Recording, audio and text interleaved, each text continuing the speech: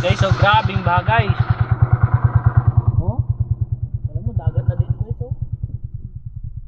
Crocodile lang dyan, May crocodile daw dito guys, sabi ng bata patuda guys. Ayun nga guys, grabing baha na guys dito sa Palawan guys.